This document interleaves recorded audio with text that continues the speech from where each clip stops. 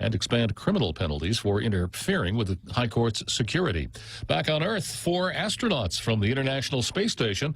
SpaceX crew capsule splashing down safely off the coast of Florida just over an hour ago. America is listening to Fox News.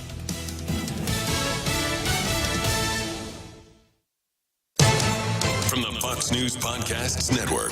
Come try Guam's original Chamorro restaurant with Pica's Best 5 years running. Mezcla Chamorro Fusion Bistro. Experience Chef Peter's candied salmon over scallion coconut rice, octopus to naktak, Chamorro platter, and their award-winning gourmet hamburgers. Or if you're looking for something healthy, try their keto-friendly menu. Come and enjoy Mezcla's half-a-day service at their Hagåtña and Grand Plaza Tumon location. Call their Hagåtña location at 479-2652 for reservations. The Federal Reserve is starting to increase interest rates to fight inflation, but they're still so low, making it the perfect time to refinance your home, to lower your rate, and perhaps take advantage of its increased value to put some cash in your pocket during these uncertain times. Cash that you can have the freedom to access when you want, where you want, with your Bank Pacific Visa debit card.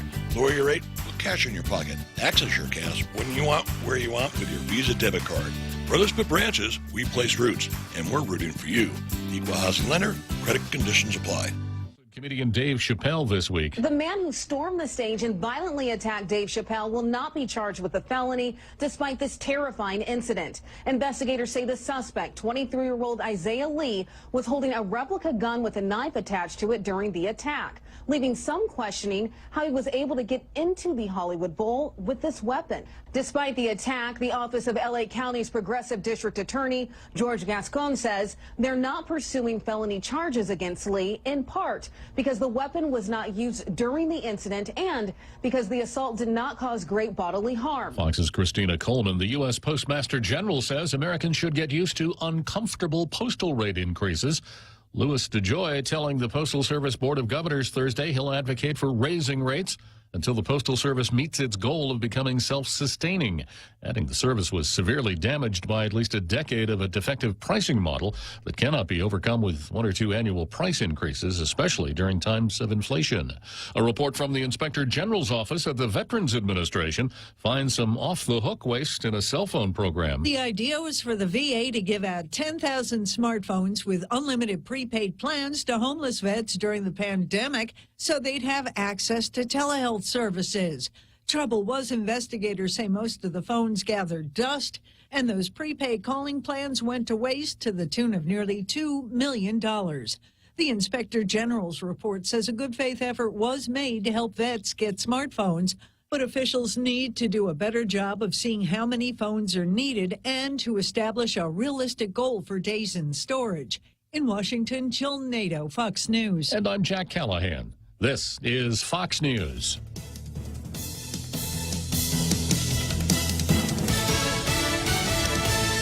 Off a day. I'm the owner of Guam's largest tourist attraction group. The pandemic's been very tough for all of us, and particularly for my team members. So I'm really appreciative and grateful for the PUA assistance to our team members, and more recently, the SVOG federal grant that allowed us to reopen these facilities and re-employ everyone at a critical time when PUA ended. From myself and my team, on behalf of all of us, thank you for the federal funds that allowed us to reopen. The federal fund you provide saved many, many jobs. Thank you. Thank you so much. We employ about 35 technicians for our shows. Thank you for the federal funds. It kept us going. Thank you for helping with the federal funds. Thank you for the federal funds. Thank you for helping to save our jobs. Thank you for the federal funds. This ad was paid for with official funds from the office of Congressman Michael F.Q. San Nicolas. Are you looking for a new place to hang out with your friends? Let's go along the sidelines at Sidelines Bar and Grill. Located at 154 Iriarte Road, Unit 4 and 5 in Tamuning behind Royal Bigs. Sidelines, a hidden gem with nothing but great things to offer. Great atmosphere, great food, top shelf drinks, and a great team. What are we waiting for? Let the fun begin at Sidelines Bar and Grill. Open daily from 3 p.m. to 2 a.m. See you there.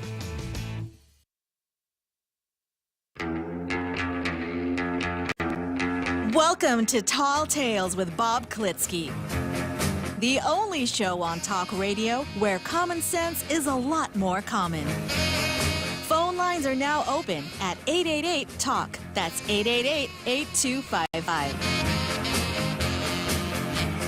And now, The Point proudly brings you Tall Tales with Senator Bob Klitzkie. Being necessary to the security of a free state, the right of the people to keep and bear arms shall not be infringed. Well, here we are on our least favorite day of the week, Friday. Wow. The weeks go by so fast when we're having fun, and it just seemed like just a few minutes ago I was so happy because it was the beginning of a show on Monday, and I had 5 whole shows ahead of me. Here I am at the end of the week again. We'll live with it. Okay, daily news. Our view. We all bear responsibility for community mental health. Over the past 2 years, our community has been increasingly sensitive to the mental health needs of residents, with issues like isolation, depression, and suicide becoming part of the island's conversation. That's because mental health problems are affecting more of our friends, families, and neighbors. From March 2020 to April 2021, Guam Behavioral Health and Wellness Center conducted 1,622 clinical intakes and experienced an increase of crisis hotline calls, according to a news release from Adelup. Before the pandemic, there were an average of 25 calls a month. Now there are 500 calls a month. On Thursday, Governor Leanne Guerrero designated May 2022 Mental Health Month and May 7th as National Children's Mental Health Awareness Day. In a speech during the proclamation ceremony, the governor noted, as a community, we need to invest in community services and foster a culture and environment that broadly promotes mental wellness and recovery. You know, Jose, when I read these quotes from the governor, they almost stick in my throat. Why is that? Well, promoting mental health, wellness, and et cetera, when she promotes,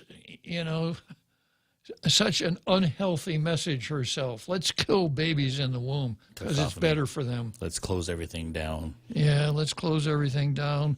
Let's put checkpoints out on the road. You're the vector, not the victim. Yeah. We all bear the response. And anybody who backs Bill 193 is full of... Leap? Yeah. We need a whole of society effort to address the mental health crisis, to expand prevention programs and actions that improve mental health at every age and across settings, and to enhance programs that support recovery, especially for populations at increased risk. We all bear the responsibility of making sure people in our community are cared for. This includes mental health as well as physical health and safety. We need services from the most basic, counselors who are available to offer support and help when people are in crisis, to more complex, long-term care for people with significant needs. Last year, we went to a 10-digit dialing system to prepare for integration into the 988 National Suicide Prevention Lifeline, which will take place on July 16. People will be able to call, text, or reach 988.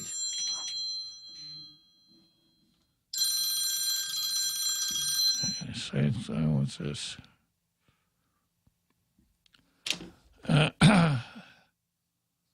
National Suicide Prevention Lifeline, which will take place on July 16.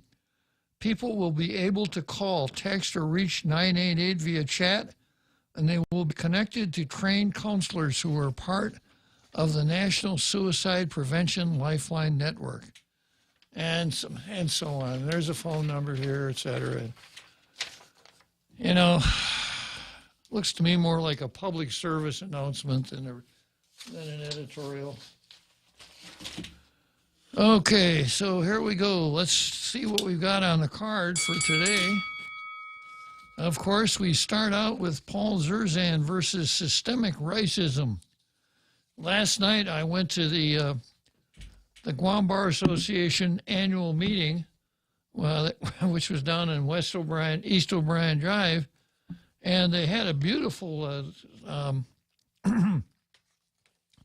supper set out there. Since it was Cinco de Mayo, it was Mexican food. But, of course, they had to have the regular Guam staple. And I asked a couple people what color the rice was, and they said, "It's orange, Bob." They must be tailgaters because they pay attention to the facts and the truth, not the narrative, right? Yeah, and also, by the way, when I was driving down there, I saw Joe San Augustine's sign on that little park between the sidewalk and the ocean on Agana Bay. Joe, you can't put your sign there. You got to put your sign on private property. Not on private property. You got to put it on public property, Joe. No. Yeah. Maybe we need to start an illegal sign patrol here on Tall Tales. If you see a sign that's posted on government property, let us know. How dare you? Exactly. And we start out with Doug versus Levin. And we'll come back to Levin in the next item on the card, which is Gary Cooper versus Frank Miller. Who in the heck is Frank Miller? You'll find out. Then we've got Rugby Boy and Fernandez versus the girls. And this is a continuation of McNinch versus the Board of Education. And then we find out that the British support Fernandez. And finally, Democrats versus Justice. And a couple of holdovers, Talina versus Vanessa, Weisenberger versus Neil and Tina, Ethics Commission versus the Open Government Law. And, of course, we start out with the usual violators of the Open Government Law. Tumuning Tuman Harmon Municipal Council, they also call themselves Tatuha, and Tatua. I never know which way to pronounce it. Does the Chamorro Naming Village Commission, whatever, know about this? I don't think. We better tell Hope Cristobal about this, right? She's not going to have any Tatuas out there. Sounds colonial. It does. Well, item 9 is new business, as were item 7. Item 8 is old business. Item 9 is new business without any description as to what it is. So they've got some really heavy-duty stuff on their agenda here. Conditional use and height variation application, etc. It's all void, guys, because you screwed up in your agenda. And then we've got the Manila Municipal Planning Council. Item number 7, new business. Folks, you can't do that. If there's no new business, leave that blank or put none. If there is new business, tell us what it is. Same with old business. Next item on the card is Doug Moylan versus Levin. And this came out of the Post. The title is Sausageon Valley Suit Settled for $950,000. The government of Guam will be receiving $950,000 from the companies it says were responsible for a July 2021 incident that led to sediment polluting Barbo Cave and other properties around the Sausageon Valley in Manguilao. KEPCO Manguilao Solar, Samsung E&C America, and DB Insurance have agreed to pay the amount to settle a lawsuit brought against them by the Office of the Attorney General. The terms of the settlement and details about where some proceeds will go were discussed at a media extravaganza held Thursday by Levin Camacho. A lot of good earned media, pictures, glad-handing, the whole thing. Quote, "This is a good deal," Attorney Levin Camacho told reporters, noting a trial for the lawsuit could have taken years to resolve. not to mention the fact that the government could have lost. This thing could have dragged on, but we all thought it was best, and again, they cooperated with us to meet as soon as we could to see if we could come up with a resolution, Camacho said. Camacho also explained the disparity between an initial $18 million estimated fine assessed by EPA based on a penalty of $10,000 per day violation over 368 days and the ultimate $950,000 settlement. It's quite a difference. That's over $17 million. Our role as an office and our ability to pursue damages is separate from EPA and their regulatory function, he said, later adding, our claims were based on damages that we would have to establish. Damage to water, damage to land, damage to coral resources. So the way we calculate what the realm of damages would be is not as mathematically simple as Guam EPA and is really based on harm. Well, I could see that, and I think most people think, well, it's all one thing, but it's not. The contractor's license board settled for $300,000.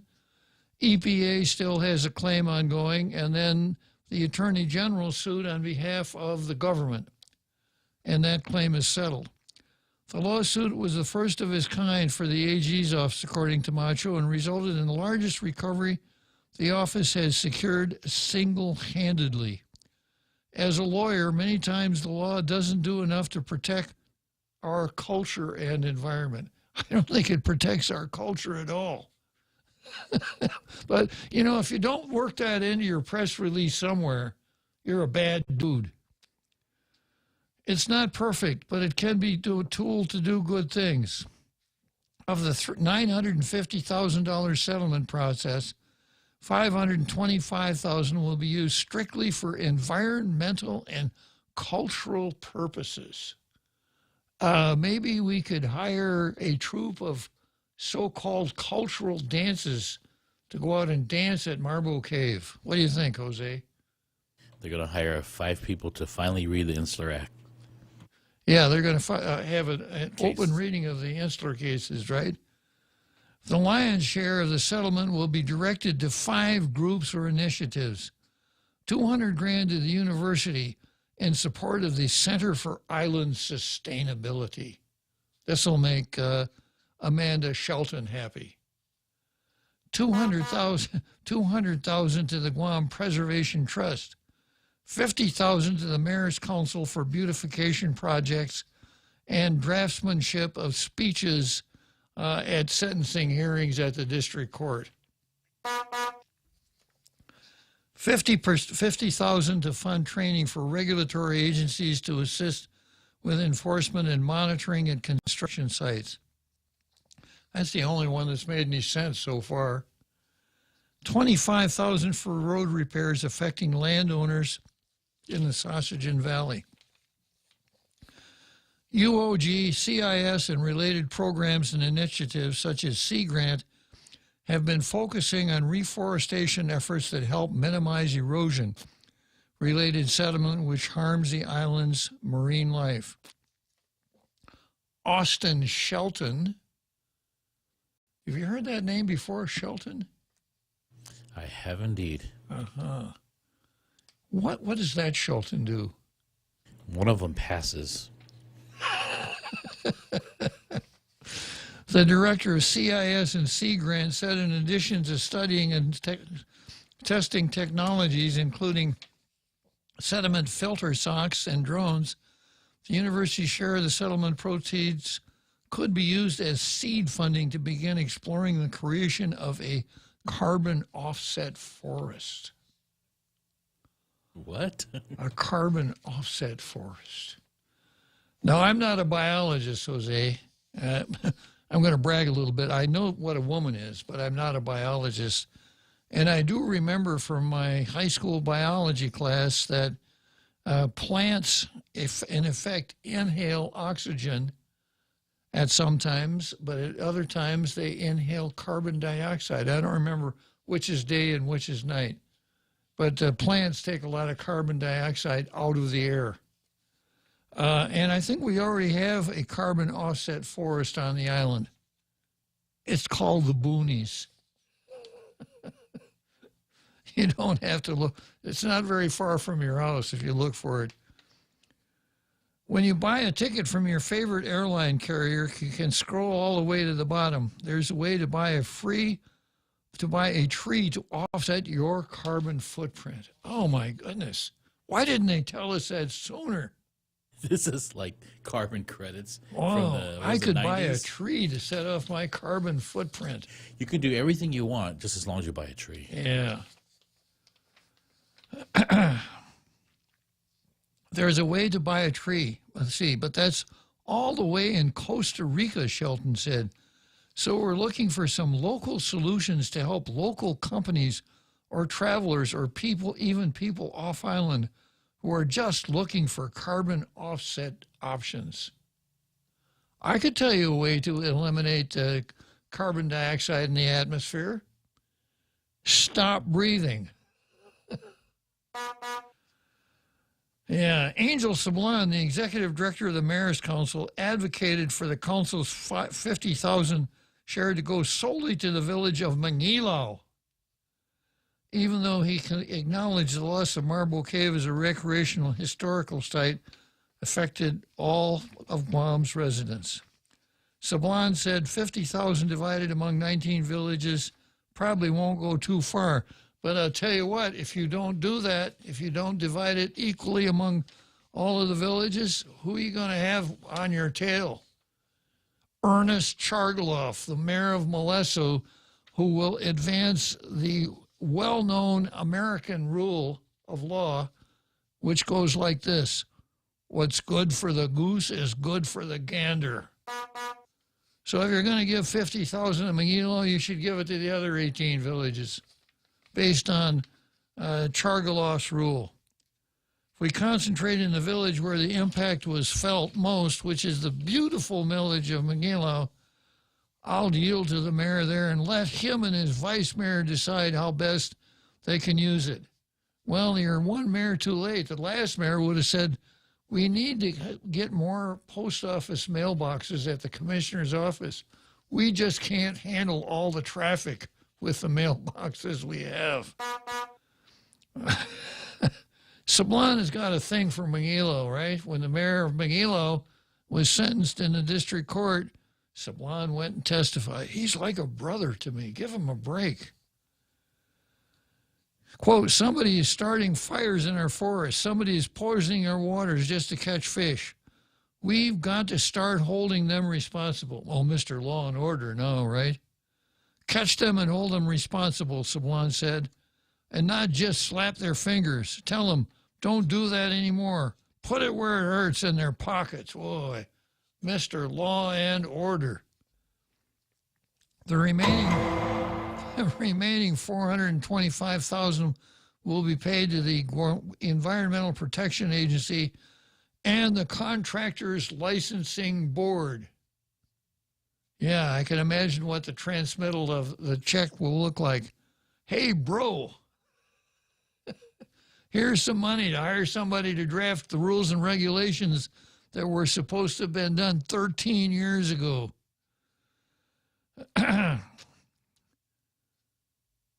Representing the administrative fines these agencies assessed to Samsung and KEPCO, provided the government unconditionally rescind stop work orders, etc. A private landowner who owns Marble Cave may receive additional compensation in a separate case, but the OAG was not a party to that matter, Camacho said. The landowner also will be the one to decide when or if the property is reopened to public access. Samsung has agreed to finish remediation efforts at the cave with the GEPA work that is not factored into or affected by the settlement with the government of Guam. In terms of the price tag, they have agreed to complete the work. So, in terms, the AG said he expects Marble Cave to be restored to the state prior to the incident that spurred the lawsuit. In July 2021, GovGuam alleged companies building the solar farm above Marble Cave failed to install required erosion control measures, including those in plans reviewed by both local and federal EPAs, which led to sediment flooding the cave and surrounding properties. The OAG filed suit a month later seeking award damages and punitive damages for Guam's natural resources and creating a public nuisance. Camacho described the parties in the suit as cooperative since it was filed and credited them for taking immediate steps to begin remediation. They've been willing to work with our government agencies and our office to address our concern. But Camacho also confirmed that an admission of wrongdoing was not included in the settlement. Well, that may come in handy in defending against EPA, should EPA file suit. Okay, that's leaving. That's an important word today, leaving. This morning, Doug Moylan sent in a little note to Ray, his comments on the settlement, which Ray most generously shared with me. Hi, Ray. Obviously, I was not one of the attorneys involved in this case. That being said, it's incumbent upon the AG to issue a public report to have been either before or after making a decision on the appropriateness of the damages. The report would have discussed, 1, an assessment of the extent of the damages supported by an expert, like EPA, etc., and that the report be written. The costs of mitigation to correct the damages, payment of all taxpayers' costs to include detection, investigation, attorney's fees, administrative litigation costs, etc. 4, assessment, if any, long-term effects of the damage, and keeping in the settlement the ability of the government to seek additional damages in the event that reasonably unforeseen damages occur, like posting a bond for a period of time. Assessment of what insurance may have been available by the defendant and policy limits. Disclosure of what, quote, penalty is part of the settlement amount that would serve as a deterrent to future conduct by parties involved and others. 7, disclosure of the legal opinion issued within the Attorney General's office by the Solicitor's Division to include reports from affected government agencies. That is a recommendation by GEAPA on what they see as the cost involved and prior penalties issued against other contractors for similar incidents both on Guam, Marianas, and nationwide. A written report from the AG's office would allow the public to determine whether, in fact, the settlement was reasonable. Settling the case so quickly right before an election should raise a question about how reasonable the amount was, and a report would help decide the matter. Douglas Moylan. All right, well, Douglas Moylan has talked about running for Attorney General himself, so I guess what he's saying, if I were the AG, this is what I'd have done. Okay, next item on the card right after a short break.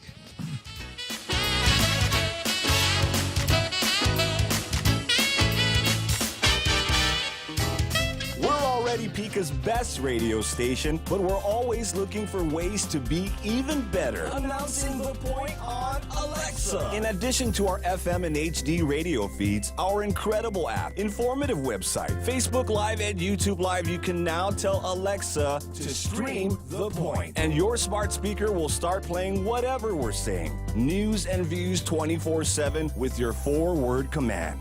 Alexa, stream The Point. Subway's Eat Fresh Refresh does it again, bringing back a classic fan favorite on the menu. The roast beef returns. And not just any roast beef, it's choice Angus roast beef, flavorful and satisfying on its own, or layered with oven-roasted turkey and Black Forest ham in the Subway Club. Whether you're a choice Angus roast beef purist or like the variety of the Subway Club, both come piled high on hearty multi-grain bread with fresh hand-sliced veggies. Get your fill of the new roast beef at Subway. Eat fresh.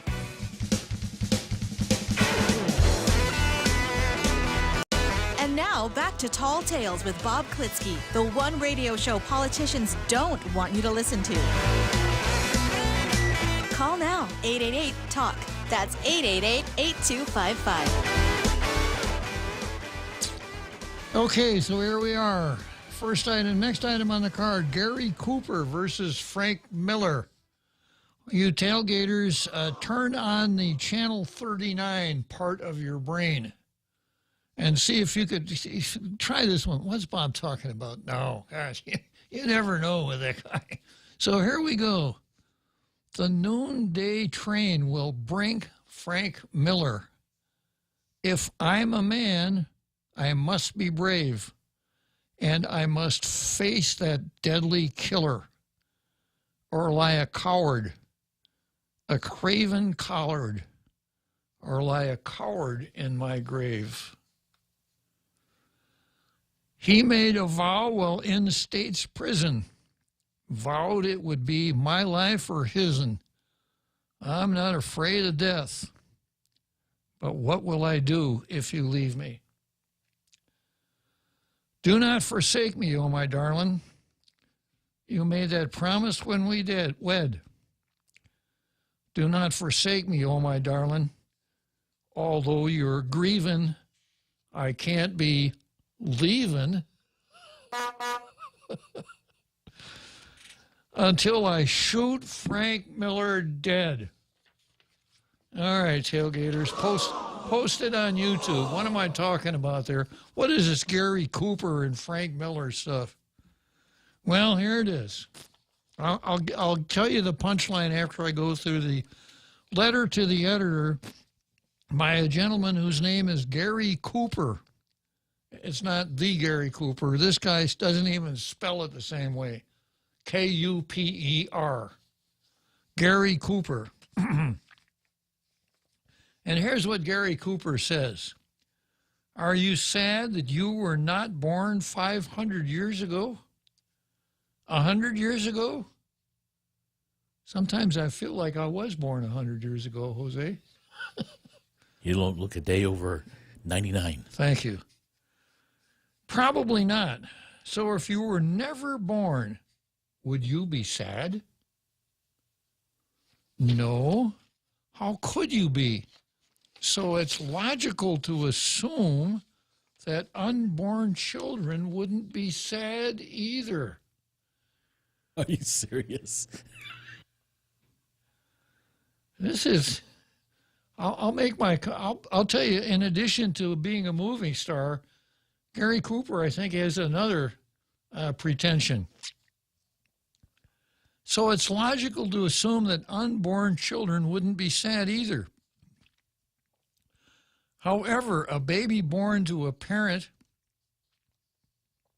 or parents who do not want it, excuse me,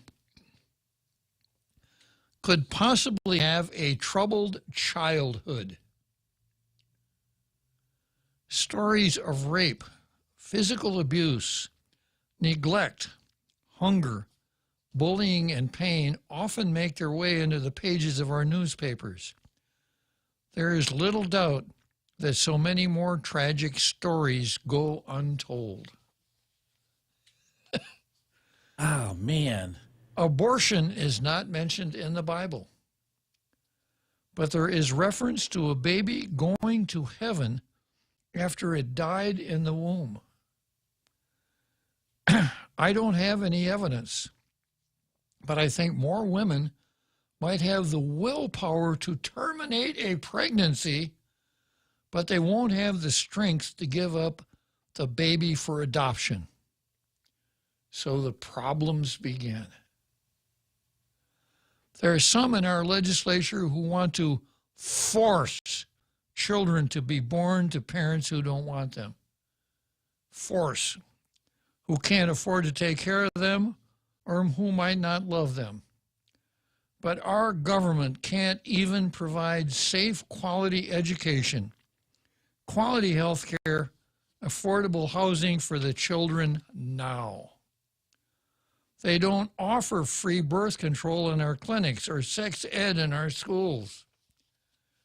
Many people with good intentions want to end abortion, but they won't be there to stop the next child from being raped, beaten, mentally abused, neglected, bullied, or sent to bed hungry. Does this still fall into I don't have any evidence part?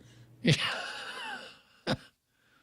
They won't be there day after day, week after week, month after month, or year after year when these horrific things might be happening to those unwanted, unloved, but innocent children. There are some very caring and giving people who have done some great things, but there are too few of them. My travels through the villages reveal few decent playgrounds or safe skate parks. Even elementary school playgrounds are in disrepair. The playground at Epaw Park is a health hazard. The concept of youth centers is limited to inside the gates of the military bases. It was often reported that one reason why it was so important to kid back into school was that schools could monitor the students' welfare. Personally, I presume the only reason we live at all is to see if we are good enough to get into heaven. So because of all these issues, I feel no sorrow for any pregnancy not carried to term. The thought of those unwanted children entering heaven, where they will be loved and cared for, is far more comforting than the thought of them being born into a scary world that does not want them. Wow. Wait, how is he alive? Well, first of all, leaving, of course. But first of all, I said, this guy has pretensions. He doesn't want to just be Gary Cooper. He has a much higher ambition. He wants to be God. Yeah. So he has decided, based on his research, that a child who is aborted doesn't pass go, doesn't pay $200, goes straight to heaven. But a child who is not aborted may go through hell on earth. So which is better? But I suggest, if we want to take this for what it's worth, why stop in the womb? If we see a kid who's just been born 3 weeks, but then notice that he's going to have a very horrible life, I think we should just end his life there. Well, would he go to heaven then? He's innocent. But that's the thing that troubles Gary. But he would be sad. See, he starts out by telling us, that that if you were never born, you can't feel sad about anything. He thinks, right? And then he tells us that the Bible says that a baby born or dying in the womb goes straight to heaven. So this is the best result possible, because the only reason we're on earth is to show our bona fides so we can go to heaven. So the best possible thing that can happen to you is to be aborted. For sure, you're going to go to heaven. If not, if you're born in the wrong circumstances. I suspect that he could draw a line between unwanted children and criminal activity. So this is just amazing. It just shows you how the human brain can justify just about any crazy, can use just about any crazy justification to justify what they want to do. I think he gets the gold medal for mental gymnastics. Yeah, this is really something. It's interesting because I was just hearing this on another program, a national program. Before, the pro-abortionists would always use the terminology rare, safe, right? Yeah. But no longer. Now they're just out there going, they should just happen. We should have them more regularly. They're even celebrating it, shouting out their abortions. Yeah. It's not about rare, safe, and what was the other word that they talked about? It just this full-on force to even totally ignore what an abortion activity is. So he's actually advocating for murder as long as it's in the womb. Yeah, and it's a matter of, it's a value judgment. He has made the value judgment that an abortion is better than allowing a child to be born alive, unless you can assure that child in the womb that he's going to have a real silk stocking upbringing. Yeah. Oh, okay. Well, what he's doing also is proving that he's not clairvoyant because he can't choose. So might as well get rid of them in the womb before they have to find out what their lot in life is. Yeah, it's called risk avoidance. Yeah. Gary Cooper, man.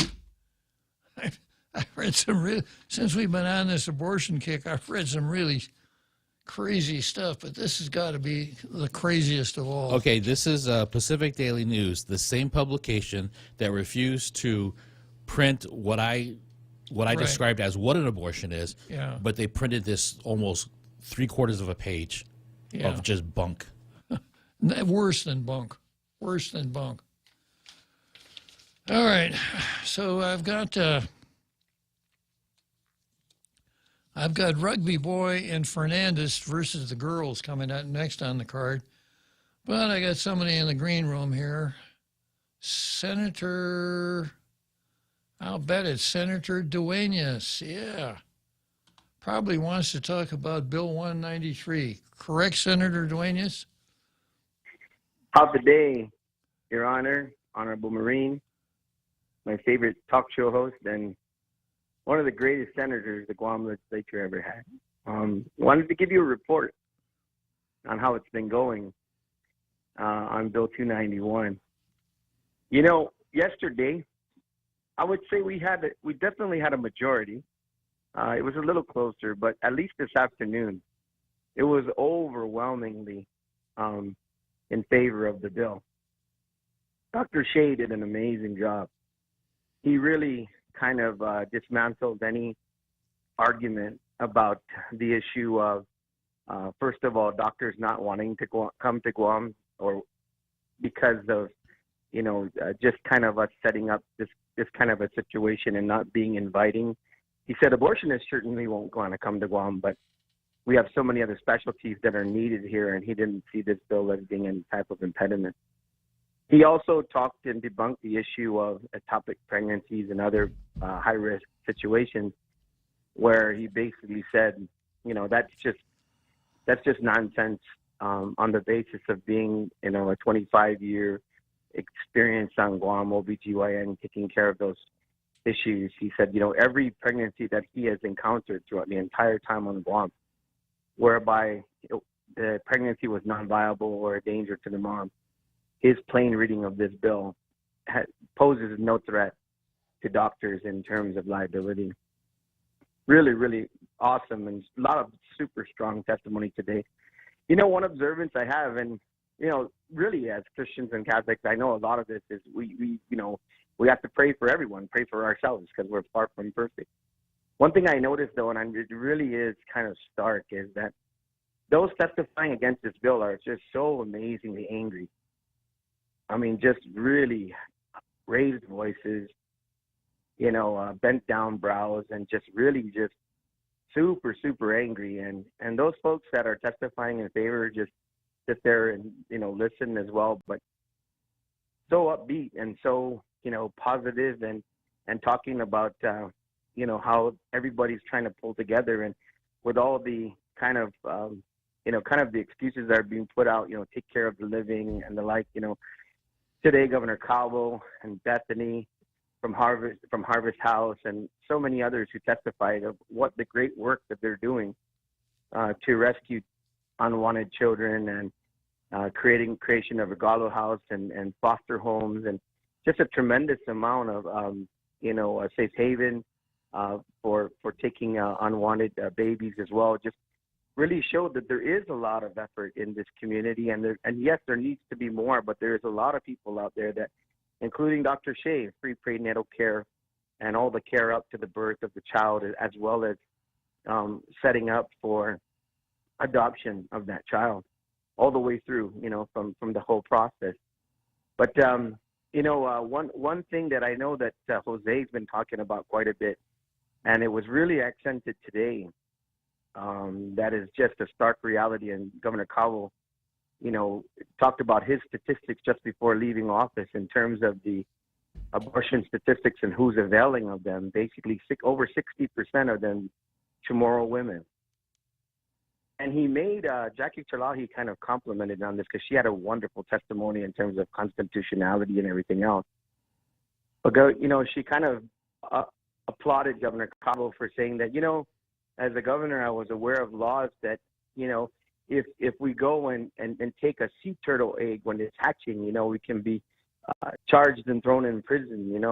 We're not building a school right now. We're deferring it up in Simon Sanchez because of an endangered species snail. And yet, if you really look at what's going on with abortion on Guam, it's the Chamorros that are becoming endangered species. Very powerful. We talked about the underrepresentation from our brothers and sisters from the Filipino community, kind of an on-par average for Caucasians, and Micronesians kind of on par as well. But I thought that was really powerful, and really the reason why I wanted to say that, Bob, was because a lot of the panels from Wednesday, were from activist groups and folks that, titles of their Chamorro, organizations and the like, Hudson from Malau and all those, super advocates on Chamorro rights. Yet, it's heinous and it's wrong regardless, but I just thought that was such an appropriate testimony to say, do you realize what you're doing to yourself? That's good, Chris. That's really good. The pro-aborts will grab at anything. They'll talk about everything. They will focus their attention on all kinds of subjects. The one thing they don't want to talk about is the baby. That is exactly right. I mean, not one of the pro-aborts on any panel, and almost excruciatingly just didn't want to listen. And that is exactly what the anti-aborts keep talking about, is the sole and separate rights of that unborn child. Yeah, well, I don't know. It's just really been a tremendous, experience, honestly. I don't know what tonight's going to look like. I know that I have, a lot of, friends and supporters that will be on their way tonight as well. But I don't know what it'll look like. But it's just been an amazing experience. I'll give you a hint of kind of what it's going to look like. There'll be this tall, handsome fellow with gray hair showing up to testify. Hallelujah. Yeah.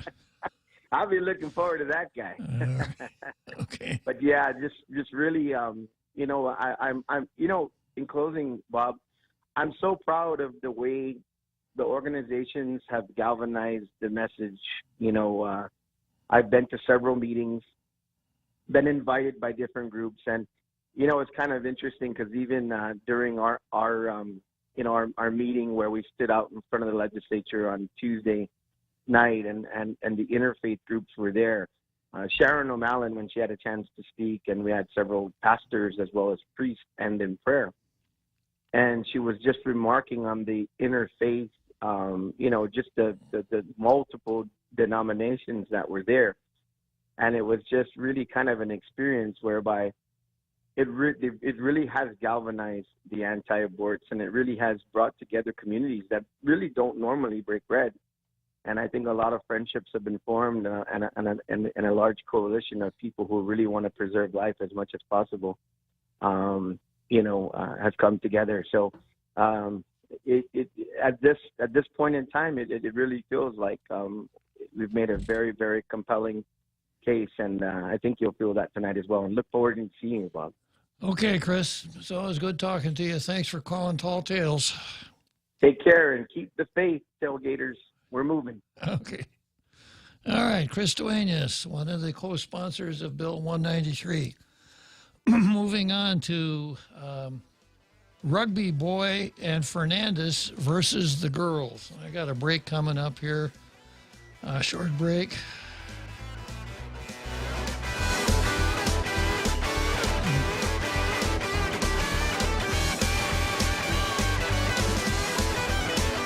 Federal Reserve is starting to increase interest rates to fight inflation, but they're still so low, making it the perfect time to refinance your home, to lower your rate, and perhaps take advantage of its increased value to put some cash in your pocket during these uncertain times. Cash that you can have the freedom to access when you want, where you want, with your Bank Pacific Visa debit card. Lower your rate, put cash in your pocket. Access your cash when you want, where you want, with your Visa debit card. Where there's good branches, we place roots, and we're rooting for you. Equal housing lender, credit conditions apply. Come try Guam's original Chamorro restaurant with Pica's Best 5 years running. Mezcla Chamorro Fusion Bistro. Experience Chef Peter's candied salmon over scallion coconut rice, octopus to naktak, Chamorro platter, and their award-winning gourmet hamburgers. Or if you're looking for something healthy, try their keto-friendly menu. Come and enjoy Mezcla's half-a-day service at their Hagåtña and Grand Plaza Tumon location. Call their Hagåtña location at 479-2652 for reservations. Okay, so here we are back on YouTube again. If you're out there in our international radio listening audience, you want to watch, Facebook isn't working for us right now. You got to go to YouTube. Of course, the radio works, the phone works, and I've got none other than the most dangerous man in the room on the line who wants to talk about abortion. So lay it out there, Carl. Hey, good afternoon, Bob. I wasn't planning on calling in, but I just had to when I heard you read Mr. Gary Cooper's classic letter. It really sparked something. He just basically justified. I mean, how many billions of people around the world have extremely difficult lives in Africa, in India, even in America? Dr. Ben Carson, the world-famous neurosurgeon, his mother was married at the age of 13, and she divorced the guy sometime thereafter because he found out he was a polygamist, was already married. But she, through virtually all of her parenting, was working 2 jobs, extremely hard. And she raised Ben Carson to be a world-famous neurosurgeon. She raised Ben Carson's brother to be an actual rocket scientist. Right. And I could go on. There are millions of examples of people. My father was an alcoholic. He came home drunk 365 nights a year. My mother was mildly schizophrenic. We were dirt poor. We never had a car until I was 18 years old, and when I bought that car, there are just millions of examples of people that were raised under extremely difficult circumstances. Probably the worst is the subject of a best-selling book called A Child Called It, and that man who wrote the book was abused terribly, just horribly abused by his mother, beaten and called all kinds of names, and he grew up to be a stable and well-adjusted person. That doesn't often happen. I mean, it doesn't always happen, but when we want to be, we are extremely resilient. So I just found it extremely ironic that Mr. Cooper was basically justifying killing millions, if not billions, of people throughout the world who have extremely difficult lives. Basically, he's saying that if you have a very hard life, he's able to life isn't worth living. He's able to do something that I would be reluctant to even begin to think about. He is able to make a value judgment on which lives are worth living and which lives should never begin. That's pretty scary as far as I'm concerned. That every life is valuable. Hard, easy, good, bad, every life is valuable. And no one should be involved in ending that life, regardless of how smart he thinks he is or how much trouble he thinks the life is going to be. I've watched a few videos, and it's very easy to find some of these. I typed in something very recently. I typed in at YouTube, young man finds birth mother, meets birth mother for first time. Or you can type in woman meets birth mother or something like that. But a lot of these videos will pop up, and the one at the top was just amazing, you know, and it had over like 700,000 views. And this man surprised his birth mother and met her for the first time. And they must have hugged for 2 or 3 minutes, and she was sobbing, and he was just thanking her profusely. Thanking her for giving birth to him and giving him a chance at life. And I just thought it was very touching. Well, you know, if you scrape the paint and varnish off this question, what you come down to is some really basic things. You start out with life. And for all of us, it's the most precious thing we have. Obviously, when your life ends, you end, unless you're going to go to heaven. Yeah. And my oldest daughter, she chose to give birth to her only child, her daughter, and she was unmarried, and she raised that daughter often for long stretches as a single parent. And her daughter grew up to be a very resilient, well-adjusted, productive, resourceful young lady. And I don't think I think it's a waste of time to condemn anyone for choosing otherwise. You're not going to convince people that way. But I think the best thing to do is encourage people to make... Hold on. You may not convince Gary Cooper, but if you come out and you lay the whole thing out, there may be others who, when they hear what Gary Cooper said, and my comments might say, "Yeah, I agree with that. That's wrong." So I think the greatest friend of the abortionist is the one who doesn't want to condemn anybody, doesn't want to get involved. We're all good people. Let's try to work out a solution, because there's no solution here. There's no compromise. There's no goodwill on the other side. It's a bad killing an innocent unborn child is always wrong, and you can't slice it any other way, Carl. Yeah, I just think for me that seeing things like that young person that grew up and met his birth mother. I just think that is, for me, that's very convincing, that human life has value. It's potential value in a person growing to full maturity and being a full-grown, productive, resourceful individual. That's just my take on it. Okay, Carl. Good talking to you. I got to go to the big halftime show. See you later.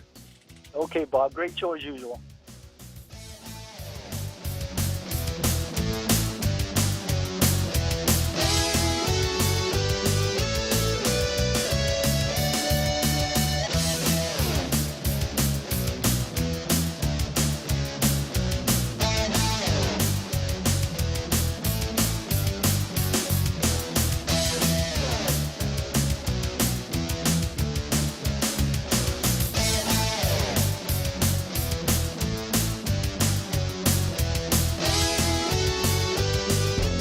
The Point is KUSG, Hagåtña, Guam, 93.3 FM and 104.3 HD3. Federal health researchers say another wave is coming. I'm Jack Callahan, Fox News. The Centers for Disease Control predicting coronavirus cases are rising again. The agency projecting a big uptick in COVID-related hospitalizations and deaths over the next 4 weeks, as at least 3 different Omicron subvariants spread quickly across the country. And it's already starting. Hospital admissions jumping 20% nationwide over the past week, with the Northeast and Midwest hit particularly hard.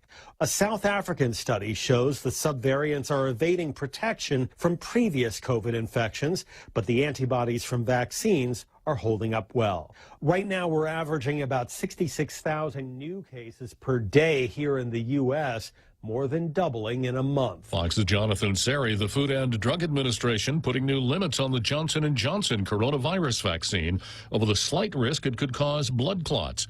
The agency restricting the J&J vaccine to the people who can't get one of the others or who specifically ask for it. A group calling itself Ruth Sent Us has made public the home addresses of conservative justices on the U.S. Supreme Court and is calling for protests at their homes next week. Texas Republican Senator John Cornyn. To make that kind of threat to the Supreme Court is an attempt to intimidate the justices and a threat to judicial independence. He and Delaware Democrat Senator Chris Coons have offered legislation that would give federal protection to justices' homes and their families.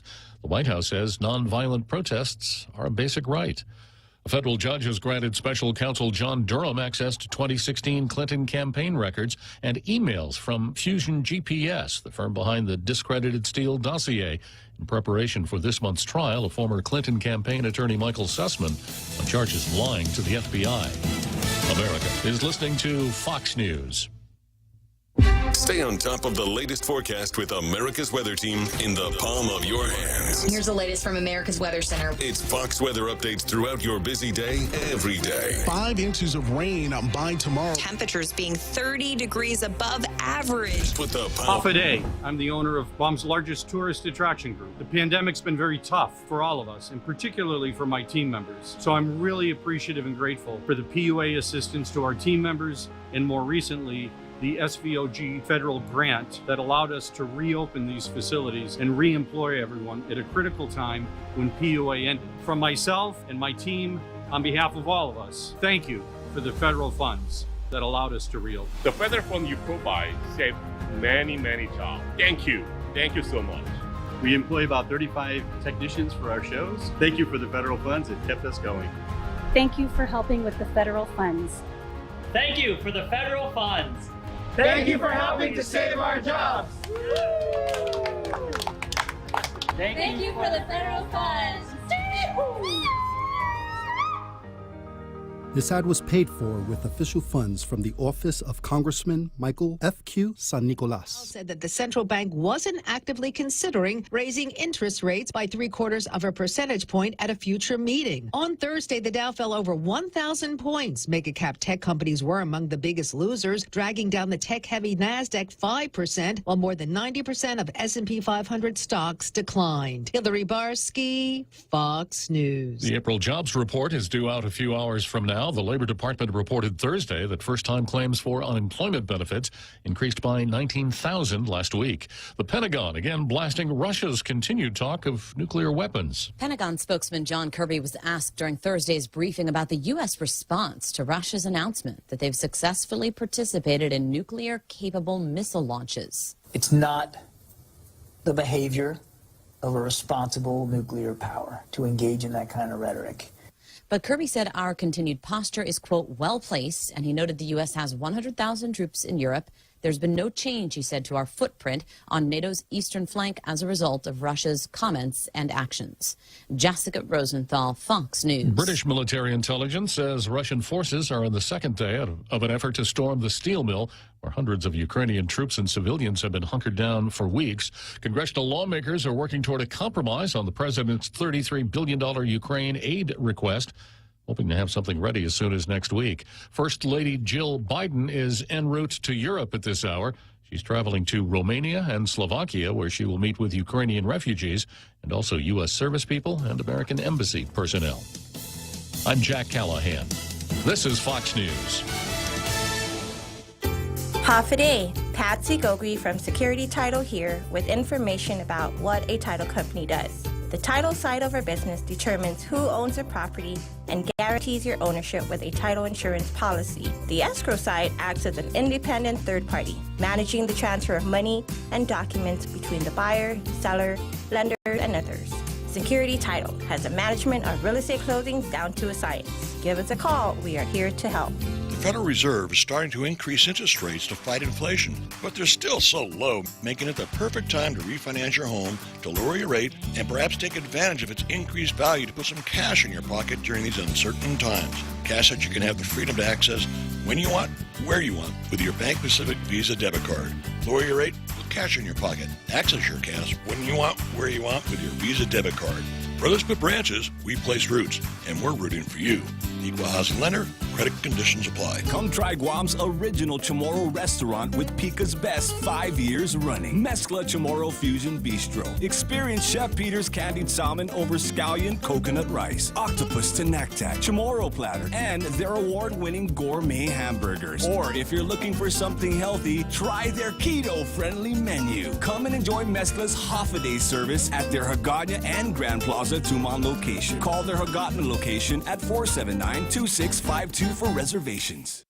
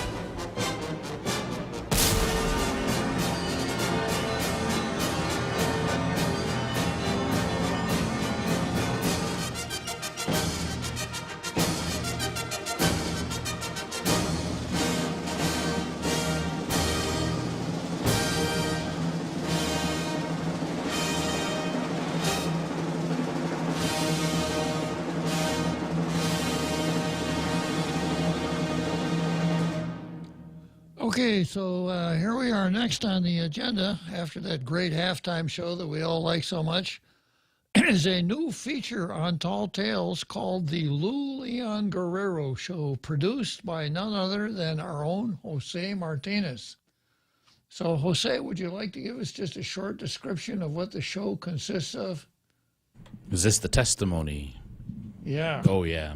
The testimony against the Infant Right to Life Act back in 2013, where legislation was introduced to make sure that any infant that's born alive, specifically an infant that was born alive despite an attempt on their life through an abortion, to be given medical attention and aid, and not just left to die on the, I guess, quote, operating room table.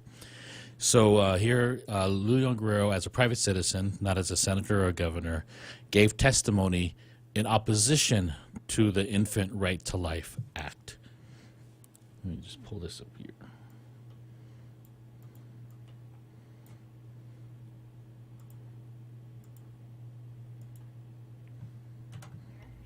And members of the committee, good afternoon. My name is Lou Leon Guerrero, and thank you so much for the opportunity to share with you some of my thoughts and comments regarding Bill 195-32. I am aware that there is already federal legislation that addresses the issue at hand, thus making this legislation unnecessary. As I read the bill, what was glaring to me is that you are now walking into the realm of medical practice that is not your area of expertise.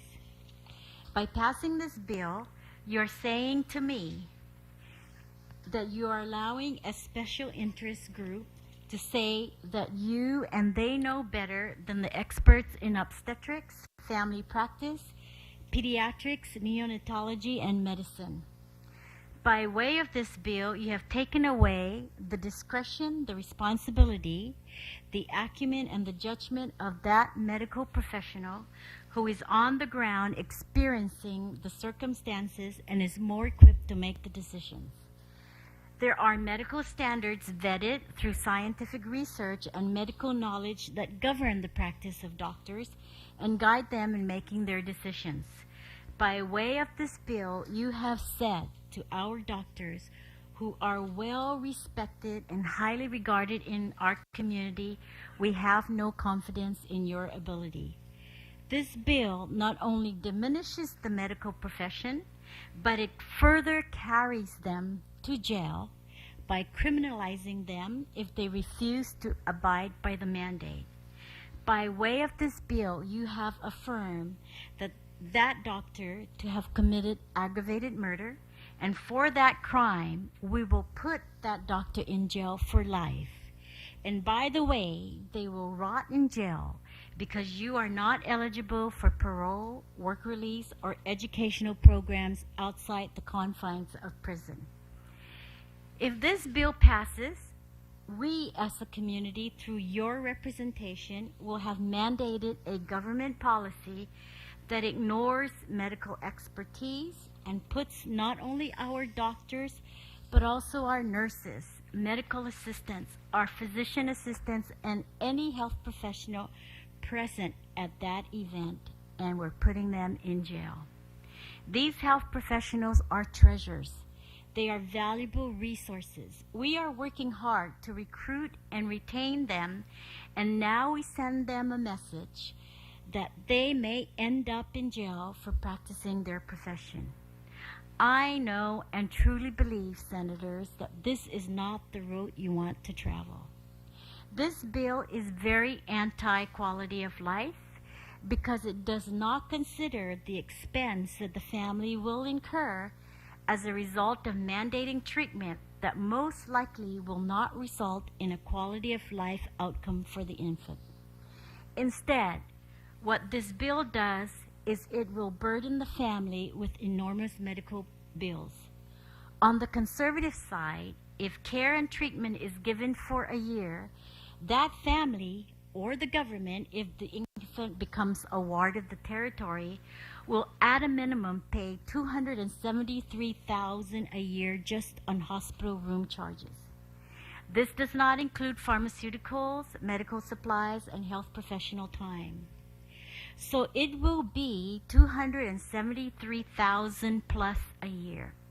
This means taking away limited resources that could be used by others that may have a better chance of a quality of life. I know that some will say you cannot put a price tag on life and money should not be a factor. But the reality of the situation is the family, the government, does not have the human and economic resource to provide the care that is required to sustain a life that medical science will tell you is not living a quality of life. You struggle daily to meet the challenges of healthcare costs. We saw that with the hospital and health insurance debates that you guys made. And now this bill will further add on to the challenges when it does not have to. Lastly, I would like to make this comment. We all have a greater challenge in our island. The community is more concerned on how we can decrease our unemployment rate of 13.3%.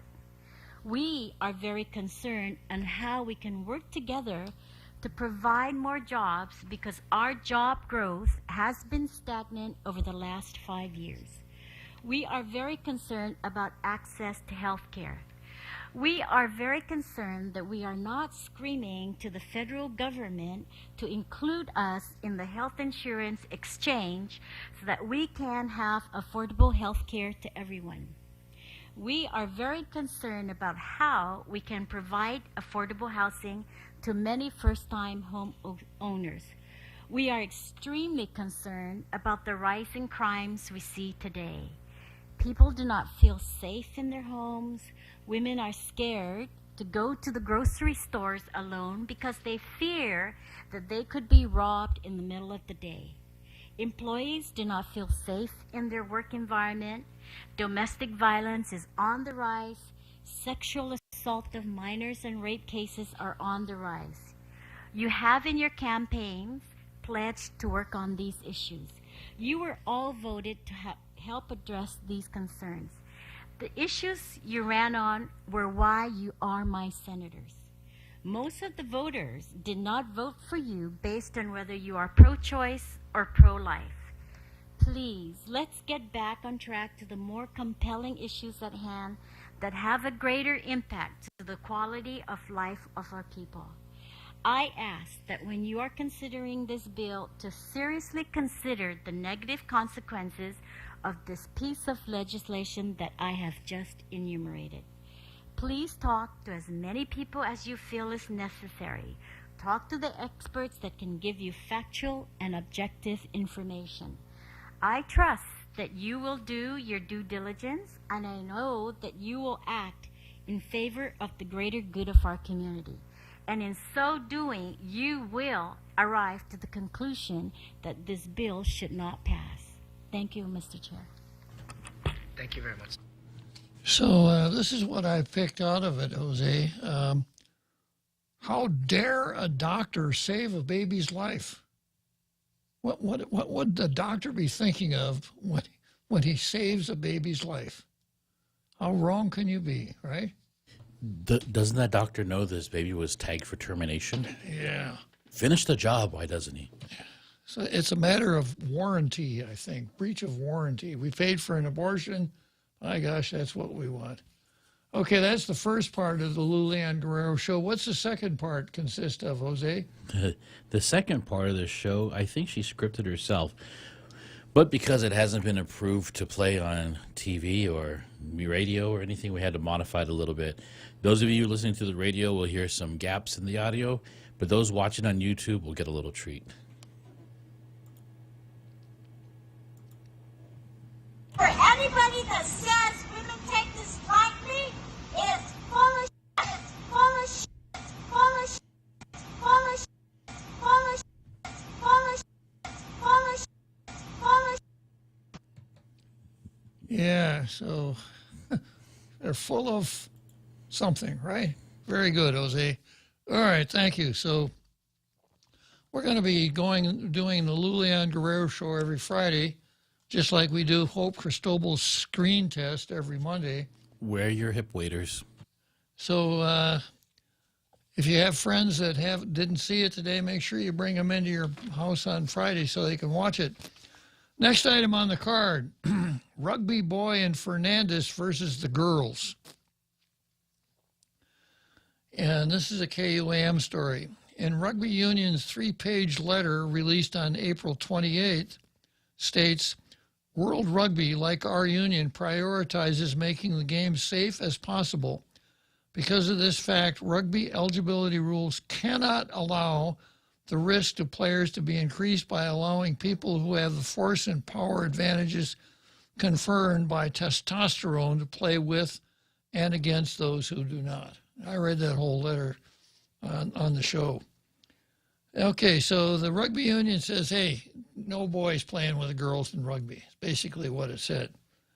GDOE Superintendent John Fernandez, soon to be promoted to St. John Fernandez, appeared on KUAM's The Link Thursday morning.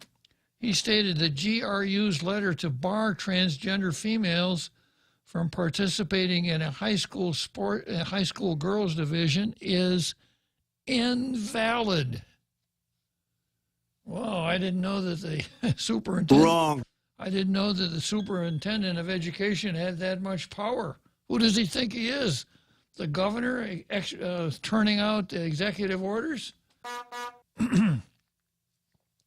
The failure to provide notice to us and to the players that these are the rules that they would like to follow, that meant they couldn't, under our directive and a girls' rugby. However, GRU said it sent its laws and regulations for school year 2021-2022 to Fernandez in March, before the rugby season kicked off. GRU runs the league for the Interscholastic Sports Association, which is under Department of Ed. Policies are set forth by ISA. Guam News learned that this past weekend, the transgender athlete, a part of Guam High's rugby team, was sidelined. Fernandez said the DOE is looking into the matter. What I understand was that the athlete in question did not participate this weekend, and we did send an inquiry early this week to understand whether or not that was done at the direction of Guam Rugby or it was a voluntary action by the athlete or the school. Well, we know from another publication that the athlete was suited up to play, and then Guam Rugby canceled all the games because of the danger involved. Fernandez reiterated that not authorizing transgender students from participating in this sport would violate Title IX, which protects discrimination based on gender identification. Nope. It does not protect illiterate people who can't read, however. As a recipient of federal funds, we are bound to comply with what is called Title IX. Title IX protects against discrimination. And well, even Troy set the record straight on that 2 days ago. Maybe the Department of Education, maybe the superintendent should hire Troy to help him with Title IX. As of April 29, at least 8 states had banned transgender students from participating in school sports. Now, what that really means is 8 states have said boys can't play with girls.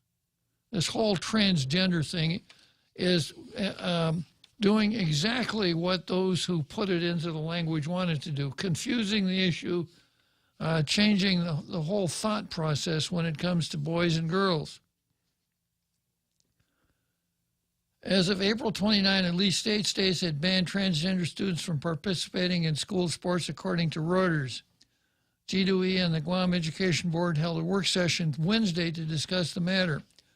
We understand that there is more work to be done here, but it's a little bit difficult when you're dealing with an ongoing situation where there is a specific athlete already playing, and then to say, you can't play. You should have said you can't play the first minute he stepped on the field. That's something we think is going to be very risky for us to do, given the fact that we haven't really established guidelines that we feel comfortable with within general, not just rugby, but all sports, Fernandez said. So let the boys play with the girls until we get our papers in order. Over the summer, Fernandez said, the DOE plans to put guidance together for leagues on transgender participation and how to move forward in the next school year. As KUAM News reported, Tejan High School rugby head coach Conrad Kerber called for a ban on transgender girls. Now, that doesn't mean girls, that means boys. Playing in the league after 3 members of his team were injured by a boy player of Guam High. At least 3 weekends worth of matches are left of the season. The Guam Board of Ed has a special meeting scheduled for Monday, May 9. Ron McNench, where are you on this issue? Ron McNench is the guy who said, hey, you guys, you can't do that. That's not Title IX. You can't do that. You're not the Board of Education. We got to have a board meeting. And just a bit of advice for Isaiah Uggan, the news reporter for this piece. If you're going to cite Title IX or get a quote from it, at least look up which one he's citing and find out a little bit more about gender versus sex. Exactly. Yeah, of course. The way the game is played, you just have a placard that says Title IX, and that's the end of the story, right? That's it. Yeah. Okay, so Fernandez does not stand alone on this whole transgender girls thing. Transgender, a little language lesson, okay? Hafte mano masangen lahi gifino English? Oh, no, transgender girl? How do you say boy in English? Well, that's transgender girl. That's how you say it. Transgender girl should not be used as a synonym for boy. A boy is a boy. But Fernandez is getting support here in, of all places, England. And I've got something here from an email service called Unheard that comes from England. Unheard meaning not in a herd, nothing to do with your ears. The Survivors Network succumbs to gender ideology. Sarah, a rape and childhood abuse survivor, never thought she would end up taking the organization she turned to for help to court. Last year, the mother of 2 attended group therapy organized by the Survivors Network, a Brighton, England-based charity offering support to victims of sexual violence, and initially found the sessions helpful. She was raped. Yeah. So this is one of these self-help groups. But she was shocked when at the 5th session, someone who appeared to be a man joined the group.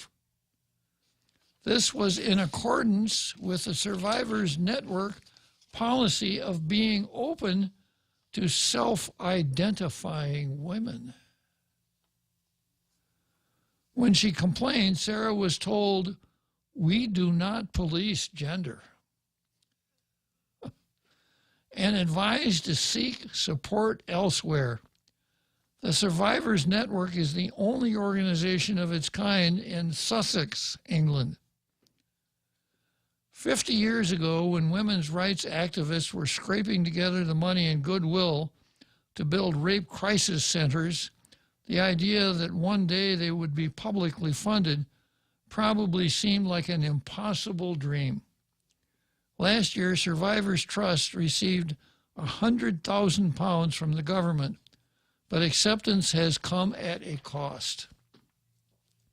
The form of feminism that has come to prominence within institutions like universities and charities has become increasingly divorced from the practical realities of women's lives. I think you could just say from practical reality. The Survivors Network exemplifies this, providing jobs for a cadre of gender-addled professionals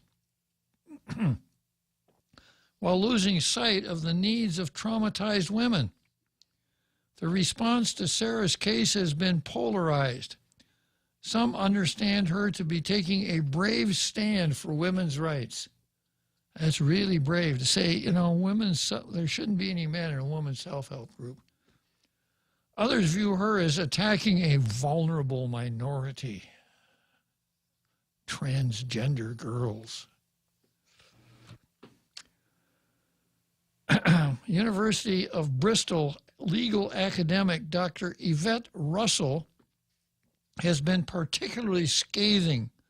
Referring to the case on Twitter, she commented, "I see the trans-exclusive radical fascists are at it again." Trans-exclusive radical fascists. And there's always a lawyer waiting in the wings to enable them. It is a testament to how deep this cultural divide runs that educated professionals who doubtless believe they have secured a place on the, quote, right side of history are willing to call rape survivors like Sarah and her supporters fascists. Sarah herself is adamant that she doesn't want to take away rights from anyone who identifies as trans. Let's go back to what Carl and I were talking about. That's why you're losing, Sarah. That's exactly why you're losing your support group. But simply to make sure there are services for women who need a female-only space. You're even picking up their vocabulary, a safe space. There are no signs of change within the Survivors Network. Last month, the charity published an open letter criticizing the Equality and Human Rights Commission for issuing guidance which suggested single-sex services were lawful. My goodness. Sarah feels bitterly let down. The Survivors Network are so desperate to be trans-inclusive, they don't care if they exclude women. The messages on social media that Survivors Network put out are shallow. They talk in buzzwords with phrases like intersectionality and misogynoir that seem to have come straight from gender studies departments and universities, not practical experience of helping women who have suffered sexual violence. So let's head for Churchill, as you were. Let's go to Wrigley Field for the 7th inning start.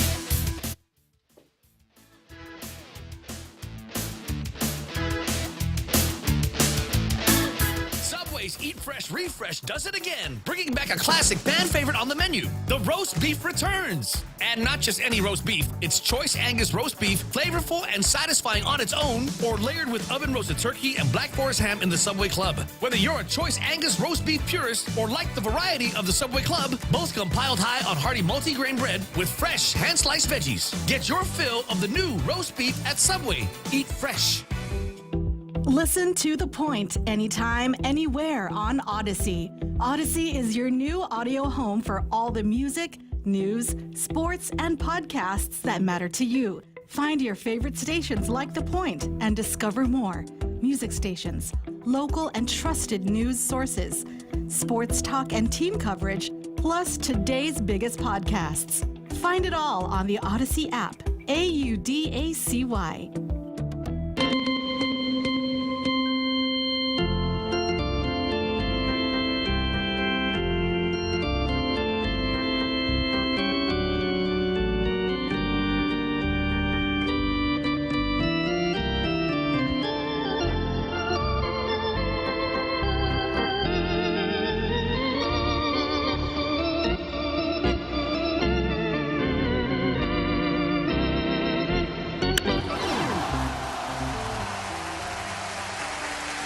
So here we are back on Tall Tales. I just read a letter from Sarah to a British publication just showing you that, unfortunately, the Brits are just as crazy as we are when it comes to knowing what a woman is and what a woman isn't.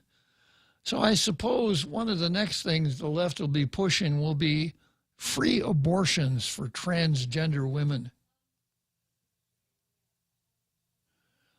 They'll save a bundle. All in the name of equality, Jose.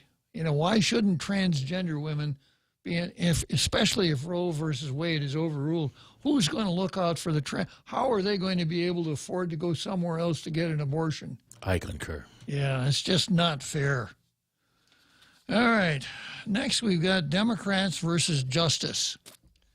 And this gets us back a little bit to Judge Alito's draft opinion, Supreme Court opinion, that if it became final, would overrule Roe versus Wade and Planned Parenthood versus Casey, meaning that each state would decide for itself what its laws on abortion would be. And so would the territory of Guam. I got somebody trying to get in here. Let me see if I can get him in before I start this part of the card. Yeah, it's another Joe, I think. Go ahead, another Joe. Hey, Bob. So yesterday, I think it was the 1 p.m. Public hearing. One of them yesterday. A young man was addressing. I'm not sure it was Lynn Nelson or Speaker Talahi, and he was saying that he was in fear for the acronym LT. You know, I always give the acronym wrong. The TGB. Yeah. All right. You know, he's in fear of you know, what would happen if Roe versus Wade gets overturned, and there's, you know, I was thinking to myself, this young man is in fear for his personal health or safety, and I didn't understand why he was feeling fear, and I was wondering if it was just a matter of, you know, his attempt to sympathize or empathize. I don't know. Maybe sympathize is more accurate. So I don't know that he can empathize with someone that's pregnant because he's a man. But you know, I wasn't sure what to think when he said he was in fear that they wouldn't have access to abortions. But you know, they're confusing people about with these. You know, it doesn't really make sense. Like you said, biological men cannot have children. They cannot give birth to children. So why would they even have to use the word pregnant people? It's a pregnant woman. So anyway, Bob, I think it's everything is being politicized, and they just want to emphasize, hey, we're in this group together, and to show you we're in a group together, we'll say pregnant people instead of just pregnant women. Anyway, Bob, I'll just keep listening. Thanks for your time. Okay, another Joe. Well, I talked about this yesterday. It's neo-Marxism. Marxism the foundation of communism. And the neo-Marxists, and I've gone through this before, the Frankfurt School, Antonio Gramsci, the infiltration of the institutions, the corruption of the language, et cetera, all to destroy the society that we have, to clear the way for a Marxist paradise. So don't be fooled. Don't think that each one of these things is a separate, unconnected event. They're all connected. It's all part of the same undertaking. I'm not saying conspiracy. I'm saying some really brilliant people turned some rhetorical seeds loose in the community, and they rooted, and they're growing. And it's up to us to stop them. So in this whole idea of LGBT, I know how to say that, those initials, but it's kind of like banana. I know how to spell banana. I just don't know when to stop. Mississippi? Yeah. Well, you know what Joe is talking about reflects what Ray had in the show. Towards the end of the show, he showed a little cartoon from Instagram of somebody with a flashlight shining on the wall, and this person following the light like a cat follows the light. And the person was with the flashlight was representing the media, and the person on the wall chasing the light was the liberal. And the testimony that he was referring to was somebody who was pushing out something that he probably heard from the media, and I kind of feel bad for him, saying with the overturn of Roe versus Wade, they're also going to bring other laws here that mirror what's happening in the States, like the Don't Say Gay bill. And he named all these other things that weren't truths but came from the media, regurgitating something. And then they put him in his place, said, we're not talking about those, and those are not even relevant to this hearing whatsoever. Exactly. But it's all part of the same process. Exactly.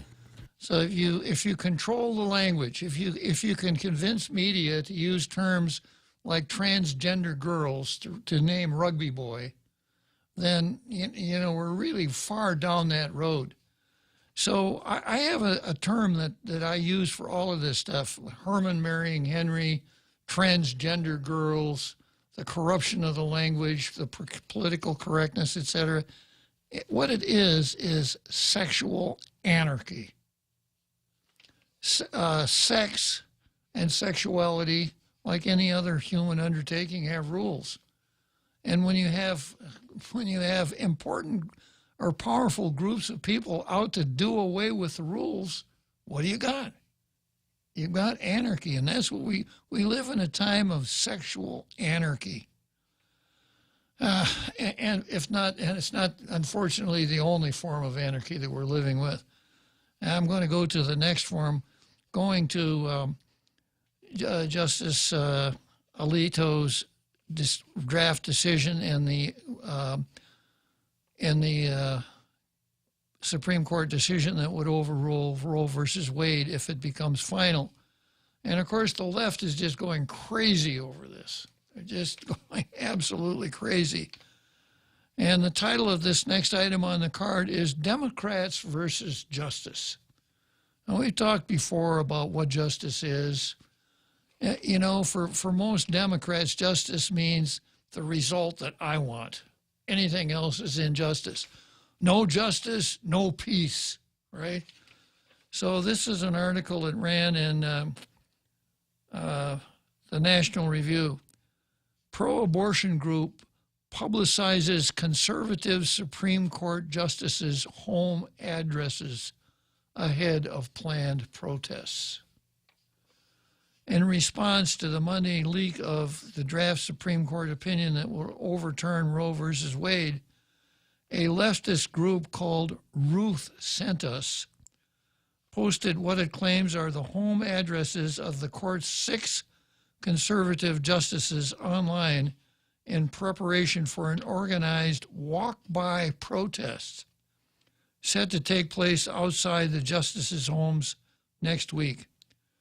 Ruth Sent Us plans to dispatch to the homes of the 6 extremist justices on Wednesday, May 11, according to the group's website.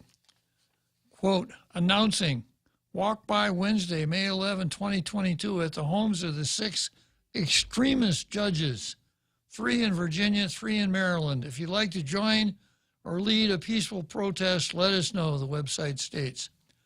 Our 6-3 extremist Supreme Court routinely issues rulings that hurt women, racial minorities, LGBTQ+, and immigrant rights. We must rise up to force accountability using a diversity of tactics. The late Justice Ruth Bader Ginsburg, whose legacy Ruth Sent Us, that's the name of the group, claims to uphold, criticized the legal reasoning underpinning Roe v. Wade throughout her career and predicted it would lead to political instability. In collaboration with Vigil for Democracy, which is another group, Ruth Sent Us generated and posted a Google Maps graphic pinning what it claims are the home address of Justices Barrett, Kavanaugh, Thomas, Alito, and Gorsuch, and Roberts, where they presumably reside with their families. Vigil for Democracy titled the map Extremist Justices, adding, where the 6 Christian fundamentalist justices issue their shadow docket rulings. The group advertises that compensation is available for artists who would like to contribute signage or posters to the protest against the Supreme Court. Are you a muralist or chalk artist? Sounds like graffiti, doesn't it? Are you a graphic designer who would like to contribute remotely? Large-scale art will be included in the protests against the Supreme Court. Stipends available. To apply, please email us at blah, blah, blah. In Virginia, where 3 of the 6 justices live, protesting outside a private home is illegal. The TikTok account for Ruth Sent Us seems to indicate that some marchers will silently walk by the homes of justices wearing costumes depicted in Margaret Atwood's novel, The Handmaid's Tale, an increasingly common tactic used by abortion proponents who claim that a role reversal represents the first step toward the creation of a dystopian patriarchal theocracy. Stipends available for red cloaks if you're in D.C., Maryland, or Virginia. Week of action, May 8 through 15. The caption also tags 2 other entities, Pro-Choice with Heart and Rise Up for Abortion Rights, which posted links to their donation pages in their TikTok bios. The website also links to a different organization, quote, Strike for Choice, which has been endorsed by radical leftist groups, including Black Lives Matter. Code Pink, Women's March San Francisco, Kavanaugh Off Our Courts, and Rise Up for Abortion Rights.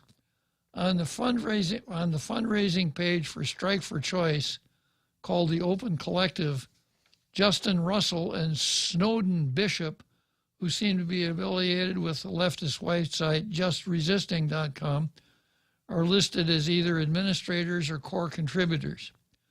On Thursday, leading Catholic group Catholic Voice demanded President Biden condemn Ruth Sent Us for organizing protests urging people to target Catholic churches and disrupt Mass this Sunday. Justice. They want justice.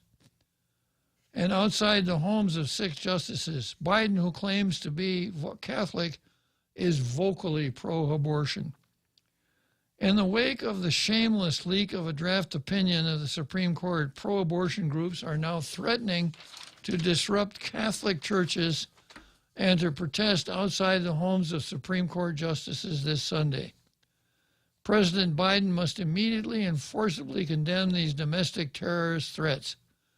Anti-Catholic zealots are plotting to intimidate and harass Catholics across the country, along with justices and their families. This country was built on freedom of speech and freedom of religion. The president must stand up for both. That'll be the day. I think the president has a hard time just standing up from a chair. Yeah, so justice. You know, the way you get justice is kind of like the way Black Lives Matter did it last year after George Floyd was killed. You burn down cities, you trash cars, you assault police officers, etc. That's how you get justice. And now, because the Supreme Court didn't do exactly what the left wanted, they're really bad people. So, you know, people have been demonstrating out in front of the Supreme Court forever, and that seems right to me. People have a right to demonstrate, to peaceably assemble, to petition the government for redress of grievances. But going to one of these justices' homes to make their lives miserable, that's just not called for. No matter what your cause is, that's just not called for. And, of course, attacking the Catholic Church. I think some of my Catholic friends, when they read that, are going to post their addresses online and say, come and get it, boys. Yeah. So the latest approach to justice by the left. Okay, next item on the card I have is, where the heck is it? I hope I brought it with me. Well, let's go to Churchill Downs while I look for it. Come try Guam's original Chamorro restaurant with Pica's Best 5 years running. Mezcla Chamorro Fusion Bistro. Experience Chef Peter's candied salmon over scallion coconut rice, octopus tenactac, Chamorro platter, and their award-winning gourmet hamburgers. Or if you're looking for something healthy, try their keto-friendly menu. Come and enjoy Mezcla's half-a-day service at their Hagåtña and Grand Plaza Tumon location. Call their Hagåtña location at 479-2652 for reservations. The Federal Reserve is starting to increase interest rates to fight inflation, but they're still so low, making it the perfect time to refinance your home, to lower your rate, and perhaps take advantage of its increased value to put some cash in your pocket during these uncertain times. Cash that you can have the freedom to access when you want, where you want, with your Bank Pacific Visa debit card.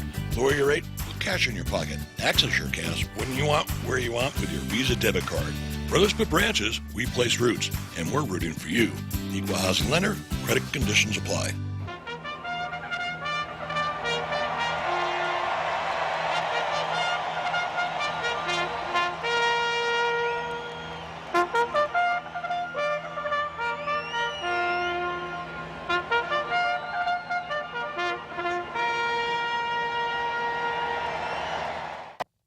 So here we are, Churchill Downs, Louisville, Kentucky. I had about 12 more minutes to go before I cross the finish line and head for the legislature.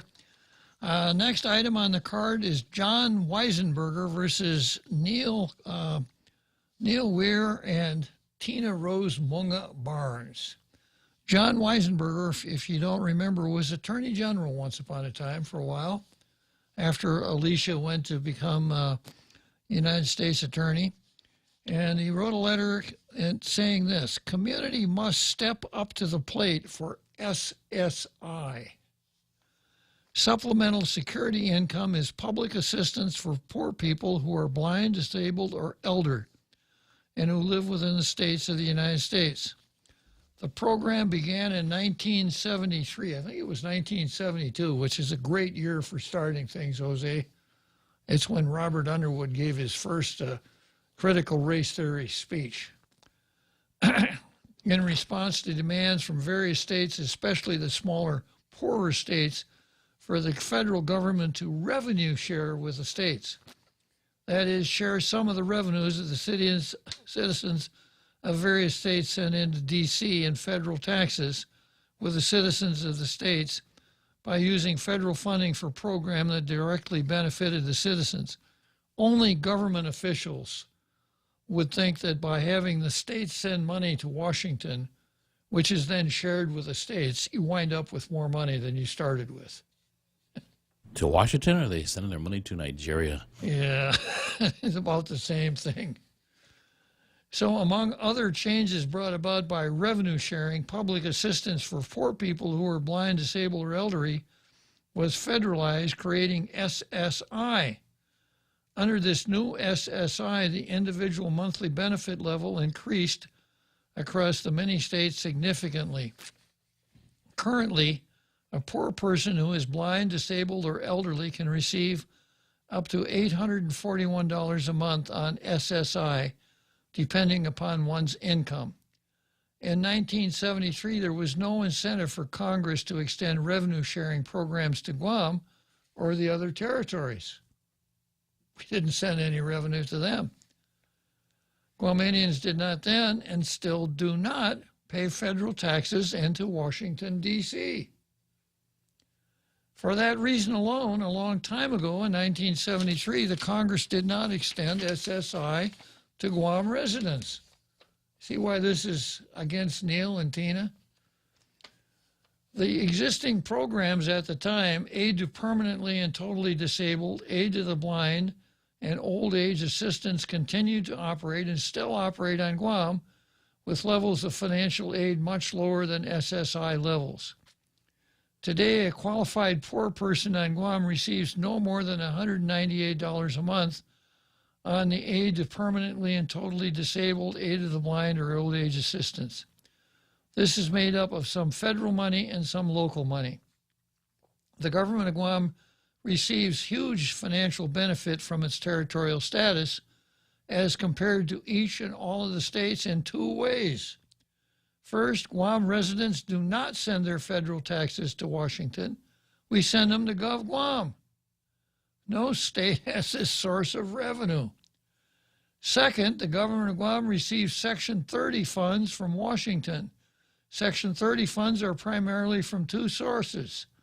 First, federal employees and military personnel from any state who reside and work on Guam and send their federal taxes to D.C., and second, federal employees and military personnel from Guam who reside outside Guam because they work for the federal government and send their taxes to D.C. Each year, the federal government determines the amount of these tax revenues from these two sources and returns that revenue to Guam as Section 30 money. No state government receives Section 30 funds. So it kind of dispelled the myths there, right? Yeah. There are two possible solutions to the lack of SSI funds for poor, blind, disabled, and elderly people on Guam. First, Congress can amend the SSI law and extend the benefit to eligible Guam residents with no regard to our federal tax advantages. Every delegate to the Congress from Guam going back to WANPAT and to include our current delegate, Michael San Nicolas, has introduced federal legislation to amend the SSI law in this way. To date, the federal change in law has not occurred. Or, second, the legislature can use the very large tax benefit that Guam receives thanks to the federal government, unlike any state, and increase the assistance payment for eligible Guam resident, poor, blind, disabled, or elderly person, up to or near the federal SSI level. The federal government provides Gov Guam money to do this. We as a community have not stepped up to the plate. One might think it is we Guamanians who are the ones denying an SSI level of benefits to our people. We can do better. So logically, he hit all the bases, because let's take SSI in the 50 states. In the 50 states, there's a means test, and people who perfect their eligibility are paid SSI. The United States national government makes the payment. Now, where does the money come from that is used to pay SSI? There's this magic tree. No. It's called taxes. It's called income tax, right? So people in the 50 states pay income tax, and that's enough to fund all kinds of things, including SSI. Okay. Now, on Guam, we pay something that's the mere image of federal income tax, but we don't package it up and send it off to Washington. We keep it here. So if the national government pays SSI out of income tax money, can't we do the same thing? You know why we can't do the same thing, Jose? Why is that? A couple of reasons. One, we don't want to. Mm-hmm.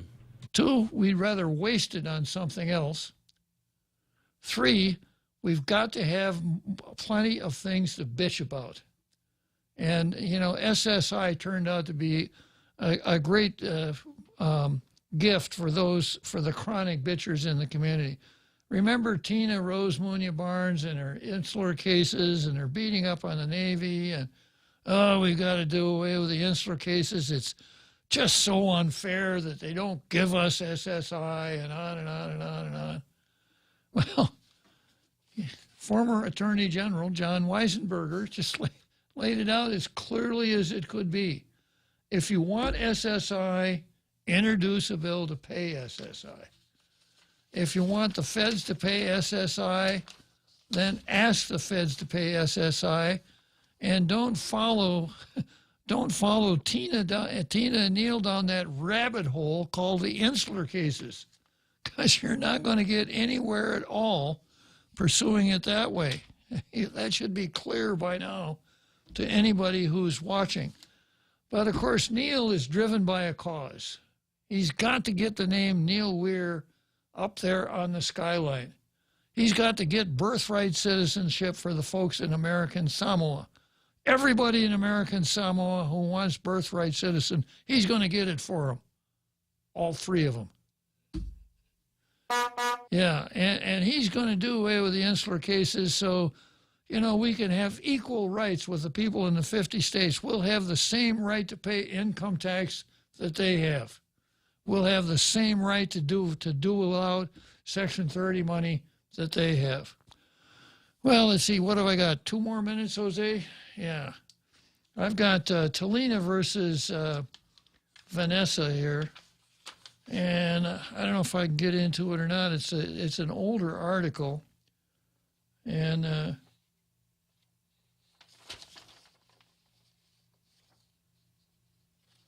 I'll just pick up a quote from Senator Nelson. Senator Nelson, who introduced the measure, clarified, no section, provision in the Heartbeat Act imposes criminal sanctions or civil liability against a woman that has an abortion. And then a little earlier in the same article,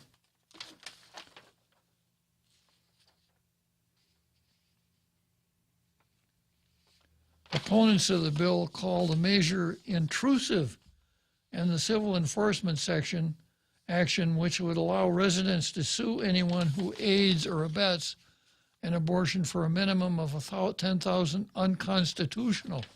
Well, so far, it's not unconstitutional, is it? Supporters were concerned with the safety of unborn children and asserted that similar legislation passed in Texas has stood up to legal challenges. Assistant Attorney General, it's Deputy Attorney General James Canto said the most legal challenges of the Heartbeat Act, well, I made it. I got to the end of the week.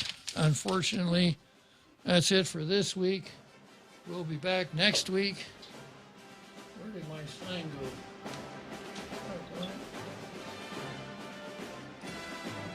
Yeah, here it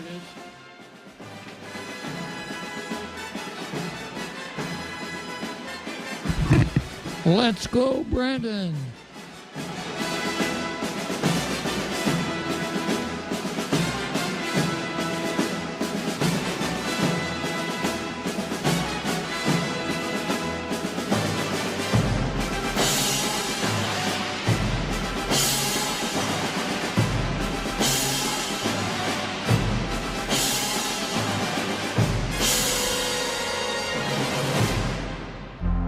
The Point is KUSG, Hagåtña, Guam, 93.3 FM and 104.3 HD3.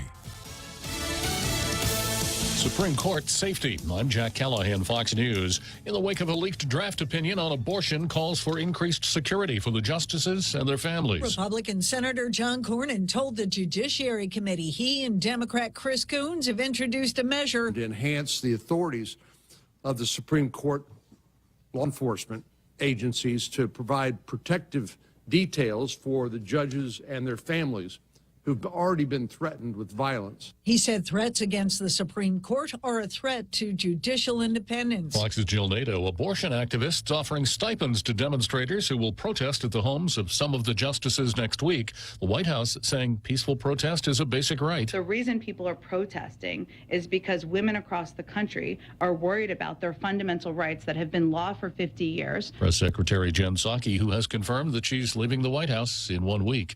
No felony charges in the attack on comedian Dave Chappelle during a performance at the Hollywood Bowl this week. L.A. District Attorney George Gascon referring the case to City Attorney Mike Fewer. My office has filed charges alleging battery, possession of a weapon with the intent to assault, and charges relating to interfering with a performance. Those are all misdemeanors, but Fewer says his office takes protecting public safety extremely seriously. The First Lady, Dr. Jill Biden, is leading a U.S. delegation to Romania and Slovakia to meet with Ukrainian immigrants who've fled to those countries. Speaking at Joint Base Andrews before her late-night departure. I just wanted to say thank you to you all for coming on the trip. I really appreciate it. It's so important to the president and to me that the Ukrainian people know that we stand with them. Among those on the trip, a Deputy Secretary of State and the Director for Humanitarian Affairs at the National Security Council. America is listening to Fox News.